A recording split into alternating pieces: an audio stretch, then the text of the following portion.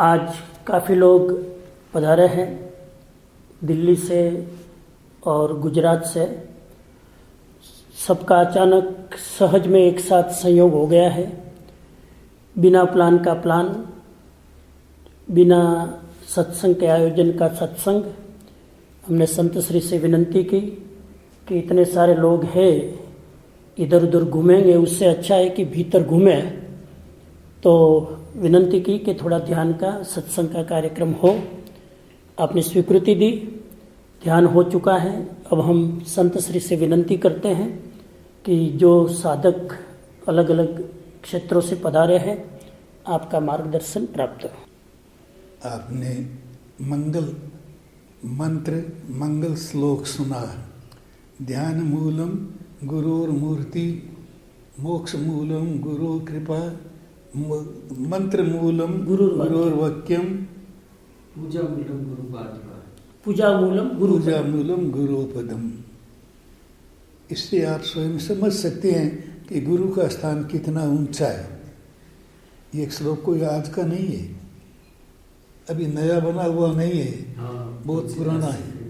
और अनुभवी व्यक्तियों ने ये कहा है, अनुभवी वाणी है ये, अनुभव वाणी है। श्रीमद् राजचंद्र जी ने जगह जगह पर गुरु की महिमा का वर्णन किया है और गुरु का उल्लेख किया है। एक जगह नहीं, सैकड़ों जगह मिल जाएगा आपके उनके देखने पर। गुरु, जितना गुरु को महत्व है उतना शास्त्र का महत्व नहीं है। शास्त्र नंबर 1 नहीं है, शास्त्र नंबर है 2। शास्त्र नंबर 2 है और गुरु है मंत्र नंबर 1। क्यों है गुरु का इतना महत्व क्यों है? शास्त्र का महत्व नहीं है। कारण क्या है इसका? सोचा होगा आपने कभी? इसके लिए दिमाग ही बहुत लोगों के पास है ही नहीं। सोचने के लिए दिमाग लगता है पैसे कमाने में, धन में जितना दिमाग लगता है उतना दिमाग सत्य के चिंतन में नहीं लगता है। यदि उससे चाराना भी 25% भी आत्मचिंतन में, शास्त्र चिंतन में, स्वचिंतन में लग जाए तो शायद आदमी का विकास हो जाए। कितना महत्वपूर्ण पद है ये। ध्यान मूलम गुरुर मूर्ति, ध्यान मूलम गुरुर मूर्ति। ध्यान किसका करना चाहिए? गुरु की मूर्ति का। गुरु की मूर्ति का ध्यान करने से ही काम हो जाता है। गुरु की मूर्ति का ध्यान करने से भी काम हो जाता है। पांडवों में किसने किया था? द्रोणाचार्य की मूर्ति का ध्यान किया और वो सारी कला में पारंगत हो गया। अर्जुन से भी आगे निकल गया। अर्जुन पीछे रह गए और वो आगे निकल गया। गुरु सामने नहीं थे, लेकिन गुरु की मूर्ति सामने थी। उस प्रतिमा का, उस मूर्ति का ध्यान करने से उनमें वो चेतना जागृत हो गई, जो चेतना अर्जुन में भी नहीं हुई। ये किसका प्रभाव है? गुरु की महिमा का। गुरु गुरु होने चाहिए, बस इतना ही है और कुछ नहीं है। गुरु होने चाहिए। कहते हैं गुरु गुड़ और चेला शक्कर है। गुरु गोड़ है और चेला शक्कर है, ऐसा भी होता है। गुरु से कभी शिष्य है वो बहुत आगे बढ़ जाता है, होता है। इसका कारण क्या है? आपके पास तो दिमाग इतना काम करते हैं। कारण क्या है? एक ही कारण है, सबसे बड़ा श्रद्धा है। श्रद्धा है, नम्रता है, समर्पण है, बस और कुछ नहीं। गुरु को क्या चाहिए? समर्पण चाहिए। और जिस शिष्य का समर्पण होगा उसी के प्रति गुरु का भाव होगा, दूसरे के प्रति होगा भी नहीं उतना। श्रीमद जी के कितने शिष्य थे? जितना भाव लघुराज स्वामी के प्रति था उतना और किसी के प्रति था? विद्वान तो वे थे दूसरे, विद्वान तो बहुत ज़्यादा थे, उनसे भी देवकर्ण जी महाराज उनसे भी ज़्यादा विद्वान थे। श्रीमद जी ने इनकार कर दिया कि अभी देवचंद जी को यह आत्मसिद्धि शास्त्र पढ़ने के लिए नहीं देना। अभी शास्त्रों के बहुत ज्ञानी थे, मर्मज्ञ थे, जानकार भी थे। श्रीमद जी ने मना कर दिया, ये आपके लिए भेज रहा हूँ, देवकर्ण जी को अभी मत देना, जब वो पात्रता आएगी तब बात करेंगे। पात्रता के लिए क्या चाहिए? पात्रता, अहम मिट जाना चाहिए। अहम मिट जाए तो पात्रता आती है, तो समर्पण होता है। जब तक अहंकार रहेगा तब तक समर्पण भी नहीं होगा। गुरु की भक्ति करते करते, गुरु की सेवा करते करते, उपासना करते करते ज्ञान हो जाता है। कुछ नहीं करना पड़ता है, न कोई आपको पढ़ना पड़ता है, न कुछ और करना पड़ता है। केवल गुरु के प्रति श्रद्धा और समर्पण हो तो आत्मज्ञान हो जाता है। और ज्ञान तो बहुत सरल है, लेकिन आत्मज्ञान कठिन। सबसे कठिन क्या है? इसीलिए एक आचार्य ने लिखा है, दुर्लभोत्र जगन मध्य चिद रूप रुचिकारक है। प्राचीन है, काफी पुराना है पद्य। दुर्लभोत्र जगन मध्य, इस संसार में दुर्लभ है। क्या? मनुष्य का जन्म दुर्लभ है, उससे भी अधिक दुर्लभ है। ऐसा आदमी, हिंदुस्तान की आबादी कितनी है अभी? 130 करोड़, 125 करोड़, more than 125 करोड़। इतनी करोड़ों की आबादी है। चिद रूप रुचिकार के, जो आत्मज्ञान में रुचि रखने वाली है, ऐसे कितने आदमी मिलेंगे? आबादी तो बहुत है। आबादी होने से क्या हुआ?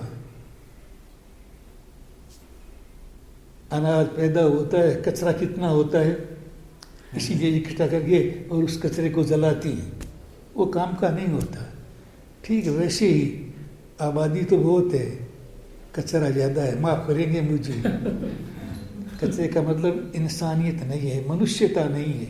ऐसे मनुष्य बहुत ज़्यादा है। दुर्लभोत्र जगत मध्य चिद रूप रुचिकार के, चिद रूप चैतन्य स्वरूप में रुचि रखने वाले आदमी कितने हैं? अपने यहाँ बैठे कितने आदमी है अपने आत्मा स्वरूप में रुचि रखने वाले कि मुझे आत्मा का स्वरूप है, जानना है क्या है, ये समझना है? कितने व्यक्ति मिलेंगे? चिद रूप रुचिकार के। इसलिए आचार्य कहते हैं कि मनुष्य का जीवन और मनुष्य के जीवन में भी चिद रूप रुचिकार के ऐसे बहुत कम मिलेंगे। करोड़ों मनुष्यों में से कोई एक आपको मिले तो मिल जाए। करोड़ों मनुष्यों में चिद रूप रुचिकार के। रुचि कहाँ है लोगों की? आकर्षण कहाँ है? अर्थ के प्रति है, स्वास्थ्य के प्रति है, शरीर के प्रति है, लेकिन चेतना के प्रति आकर्षण कितने व्यक्तियों में मिलेगा? कितने व्यक्तियों में मिलेगा? इसलिए कहा है कि दुर्लभ है, यानी सहज प्राप्त नहीं है। कोई भाग्यशाली आत्मा होता है, भाग्यशाली व्यक्ति होता है, उसकी रुचि इधर होती है, बाकी नहीं होती। वह भी अपने पूर्व जन्म में कुछ किया हुआ वो पुण्य तो होता है, नहीं तो नहीं होता है। पैसा मिल जाएगा पुण्य से, आपको पद मिल जाएगा। कौन सा? बड़े से बड़ा पद, चाहे कोई भी पद हो, वो आपको मिल सकता है। लाखों करोड़ों अरबों की संपत्ति मिल सकती है। अभी जैसे कल कह रहे थे, और ट्रंप के पास में कितनी संपत्ति है? संपत्ति अरबों की है, लेकिन इंसानियत नहीं है, इन मनुष्यता नहीं है, चेतना नहीं है, तो वो संपत्ति क्या काम की है? अमेरिका की राष्ट्रपति है, धनवान, सब कुछ है, लेकिन तो आप देखते हैं चिद रूप रुचिकारक है। मनुष्य का जन्म बहुत कठिन है, बहुत पुण्य के योग से मिलता है, लेकिन ये समझ में आए तब। कैसे समझ में आएगा? आप संतों की जीवनी पढ़ेंगे तब समझ में आएगा कि मनुष्य का जन्म कितना दुर्लभ है। बड़े से बड़े संत जिन्होंने मनुष्य जीवन की महिमा गाई है, क्यों गाई है? तुलसीदास जी ने, कबीर ने, दादू ने और भी संत हो गए, उन सब संतों ने, गंगा सती ने भी मनुष्य जन्म की महिमा गाई है। इतना कीमती है, इतना गहरा मनुष्य जीवन है, इतना मूल्यवान जीवन है, लेकिन उसका अंकन कौन करती है? संतों ने किया है। क्यों किया है? उन्होंने देखा है, अपने पिछले जन्मों को देखिए, रखड़ते रखड़ते, घूमते घूमते घूमते, अनंत जन्मों में घूमते घूमते ये मनुष्य का जन्म मिला है। अनंत काल थी आथड़ी, श्रीमद जी ने अपने पद्य में लिखा है, अनंत काल थी आथड़ियो, बिना भान भगवान, सेव्या नहीं गुरु संत ने, और मुक्यु नहीं अभिमान। अनंत काल से कितनी बार मनुष्य का जन्म लिया है, और कितनी बार भगवान महावीर के पास में भी चले गए होंगे, कितने बार और गणधरों के पास, तीर्थंकरों के पास में भी गए होंगे, उनकी सभा में भी गए होंगे, अपने भी भगवान महावीर की कथा में गए हैं। अनेक संतों की, अनेक महापुरुषों की कथाओं में गए हैं, लेकिन जाने के बाद भी कोरे के कोरे रहे। जैसे श्रीमद जी ने लिखा, हाथ हजू कछु न आयो, अभी तक हाथ में कुछ नहीं आया। अब ये उनका अनुभूत वचन है, अनुभव वाणी है कि हाथ हजू कछु न पर्यो, अभी तक हाथ में कुछ नहीं आया। अनंत जन्म मरण कर लिए, सब कर लिए, हाथ में नहीं आया। क्या हाथ में आना चाहिए?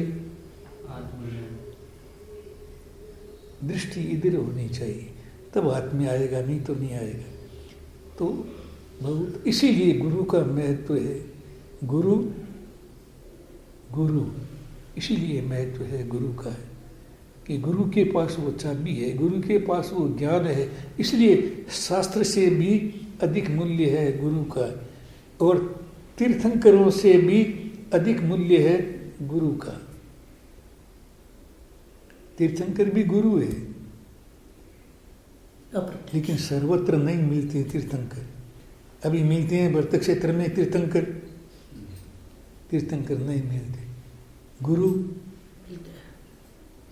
श्रीमद जी ने अपने अनुभव से लिखा है, 500 कोस तक, योजनों तक गुरु नहीं मिलेगा। अभी तुम्हारे पास में है और तुम प्रमाद मत करो। ये उनके अपने 5-4 शिष्यों से उन्होंने ये बात कही। अभी तुम्हारे सामने है और तुम प्रमाद मत करो, नहीं तो 500 योजनों तक गुरु नहीं मिलेगा। आज आप खोजो, जैसे लोग हीरे की खोज करते हैं, पन्ने की खोज करते हैं, और वैज्ञानिक रिसर्च करते हैं, सब खोजते हैं। गुरु को कोई खोजते हैं? खोजते भी नहीं। खोजने वाला भी लाखों करोड़ों में कोई एक आदमी मिले तो आपको मिले जो गुरु की खोज कर रहा है। तो गुरु कोई साधारण घटना नहीं है, असाधारण घटना है। जीवन की सबसे यदि बड़ी कोई घटना है तो गुरु होना ही है, असाधारण घटना है। गुरु कब होते हैं? गुरु कौन होता है? जिसके पास आत्मज्ञान हो, जिसके पास आत्मा की अनुभूति हो, जिसने आत्मा को प्रत्यक्ष देखा है, प्रत्यक्ष अनुभव किया है, वह व्यक्ति गुरु होगा। ऐसा आत्मज्ञानी पुरुष, इसलिए ये गुरु की महिमा है। गुरु और मूलम ध्यान मूलम गुरु और मूर्ति। अब ऐसे उनका ध्यान करेंगे जैसे अरियंत है, जैसे सिद्ध है। ध्यान मूलम गुरु और मूर्ति खो जाएंगे आप उसमें, तो फिर आप भी वैसे ही बन जाएंगे। जैसे अर्जुन ने, भीम ने वो कला प्राप्त कर ली थी, किसने? एकलव्य ने। अपने भी एकलव्य से कम तो नहीं है। एकलव्य तो बहुत आपसे बहुत साधारण आदमी था, उसके पास भील था, कोई ज्ञान भी नहीं, समझ भी नहीं थी। अपने पास, हमारे पास समझ है, लेकिन एकलव्य बनना सरल है? समर्पण इतना हो उसका। गुरु चाहते हैं शिष्य सब एकलव्य बने, चाहते हैं? गुरु चाहते हैं इस एकलव्य बन जाए, ऐसे शिष्य बन जाए जो पैरों में पड़े रहे। पैरों में पटकना ये गुरु का काम नहीं है। गुरु का काम है वो पैदा कर देना, एकलव्य में वो शक्ति पैदा कर देने, वो गुरु होता है जो आपके समान ही शिष्य को बना दे। समझना चाहिए गुरु का महत्व इसीलिए बहुत महत्वपूर्ण। अपने तो एक सामान्य बात है, रोजमर्रा की दाल रोटी जैसा है। अज्ञानतिमिरान्धानां ज्ञानांजने श्लाकया चक्षुरुन्मीलितं येन तस्मै श्री गुरुवे नमः। दाल रोटी है, जैसे रोटी सब्जी खाती हैं वैसे ये पद्य भी दाल रोटी जैसा बन गया है। लेकिन अज्ञानतिमिरान्धानां, गुरु के पास जाएं और अपने पास अज्ञान रह जाए तो समझना चाहिए गुरु नहीं। मैंने तो एक वाक्य श्रीमद जी का पढ़ा, मैंने कई बार आपसे भी कहा है, श्रीमद जी का केवल पढ़ा है और श्रीमद जी ने लिखा है कि गुरु के मिलने पर यदि सच्चा गुरु आपको मिलेगा तो आपके जीवन में क्रांति घटित होगी। खाली मिलने से, खाली मिलने से ही आपके जीवन में क्रांति घटित हो जाएगी। आपकी विचारधारा जो 2 क्षण पहले बाहर थी वो 1 क्षण में अंदर आ जाएगी। किसके मिलने से? गुरु, ज्ञानी गुरु के मिलने से। ज्ञान संपन्न, आत्मज्ञान संपन्न यदि गुरु का दर्शन हो, गुरु मिल जाए तो अपने जीवन में क्रांति घटे बिना रह नहीं सकती। कई चीजें आती है उसके साथ। ये महत्ता गुरु की है। चाहे वो कुछ नहीं बोलते हैं, खाली दर्शन किए, आए और बैठे, आपने केवल देखा है। गुरु को देखा और देखते ही आपका दिमाग फिर जाएगा, दिमाग घूम जाएगा, दिमाग की विचारधारा बदल जाएगी, चिंतन बदल जाएगा, आप बाहर से भीतर आ जाएंगे। और सम्यक दर्शन क्या है? सम्यक दर्शन घटना घटने में कितना टाइम लगता है? जो अंधकार, अनंत जन्मों का अंधकार है वो 1 क्षण में, 1 क्षण में, 1 मिनट में बदल जाता है। 1 क्षण में अनंत जन्मों का अंधकार है। मिथ्यात्व अनंत जन्मों से चला आ रहा है और सम्यक दर्शन की जैसे ही घटना घटी और मिथ्यात्व को भागना। जैसे वो कहते हैं नहीं, अंधकार ने सूर्य के सामने, भगवान के सामने एक शिकायत करी, हे भगवान ये सूर्य मेरे सदा पीछे पड़ा रहता है, 1 क्षण भी मुझे छोड़ता नहीं है, मैं जाऊं तो कहाँ जाऊं? तो भगवान ने सूर्य से पूछा तो सूर्य ने कहा मैंने तो कभी देखा ही नहीं, मैंने कभी देखा ही नहीं है। कहाँ है? अंधकार होगा, सूर्य होगा, वह अंधकार नहीं होगा। जहाँ सूर्य होगा वह अंधकार नहीं होगा। या तो अंधकार रहेगा या प्रकाश रहेगा। भगवान महावीर के पास, बुद्ध के पास, संतों के पास जाए, वहाँ आपको क्या है, क्या दिखाई देगा? प्रकाश के सिवाय और कुछ नहीं मिले। इसलिए गुरु को समझना चाहिए और गुरु पर चिंतन भी होना चाहिए। चिंतन होना चाहिए, सोचना चाहिए व्यक्ति को कि गुरु के बिना ज्ञान नहीं होगा। जय जय श्री गुरुदेव, इसलिए लिखा है जय जय श्री गुरुदेव, कि गुरुदेव आपके बिना ज्ञान, गुरु दिवो, गुरु देवता, गुरु बिन घोर अंधार, गुरु बिन घोर अंधार, गुरु बिन बेगला रड़खड़िया संसार। गुरु से जो दूर है वो इस संसार में भटकते रहते। खोज करो, खोज करना अपना काम है। खोज करेंगे तो मिलेंगे, भावना करेंगे तो गुरु आएंगे, गुरु हमको खोजते होंगे और हम गुरु को खोजते हैं। दोनों का ऐसा चल रहा है, गुरु को शिष्य नहीं मिल रहा है और शिष्य को गुरु नहीं मिल रही। तो आज से ही आप लोगों का आना हो गया। स्वामी जी कई दिनों से यही है, अच्छी बात है, काम कर रही हैं, ध्यान का, योग साधना का ले जा रही हैं आपको किस तरफ में? सत्य की दिशा में ले जाए। तमसो मा ज्योतिर्गमय, लेकिन अंधकार बहुत गहरा है। जैसे एक दिया है, सूची भेद दी अंधकारम, संस्कृत में एक आता है सूची भेद्यम अंधकारम। अंधकार है उसको सुई से भेदना चाहो, सूची भेद्यम, गड़ाते जाओ, सूची गड़ाते जाओ, भीतर चलती रहेगी, अंधकार भीतर ही भीतर चलती रहेगी। इतना गहरा अंधकार है, अपने जीवन में बहुत गहरा अंधकार है। मिथ्यात्व का कितना गहरा अंधकार है, ये अंधकार उसके सामने कुछ नहीं है। मिथ्यात्व के अंधकार के सामने बाह्य अंधकार कुछ नहीं है, आंतरिक अंधकार है। इतने अंधकार में कितने जन्म रहे हैं, घोर अंधकार में रहे हैं। नरक का नाम है तमतमा, और ये नरक से भी ज्यादा खतरनाक है, तमतमा से भी ज्यादा खतरनाक है। सातवें नरक के अंधकार से भी ये अंधकार बहुत ज्यादा है। कौन सा? मिथ्यात्व का है। इसको छेदने के लिए, इसको भेदने के लिए, इसको नष्ट करने के लिए कदम उठाना चाहिए, तैयारी करनी चाहिए कि हम इस जीवन में इसको भेद देंगे, छेद देंगे। इतना गहरा संकल्प होगा तो हम कर सकेंगे। आप पूछेंगे कैसे हटेगा? 2-3 तरीके हैं, कोई लंबा चौड़ा तरीका भी नहीं, कोई बहुत बड़ी मेहनत करनी हो वैसा भी नहीं है। प्रयास छोटा और काम बड़ा, श्रम कम और काम ज़्यादा, लेकिन लगाना पूरा जीवन अर्पित करना पड़ता है। स्वाध्याय, ध्यान, सत्संग।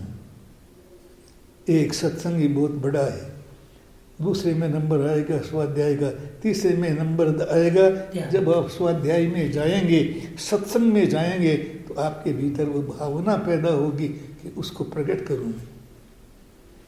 आपका मन कहेगा कि मुझे भी ये काम करना है, तो काम।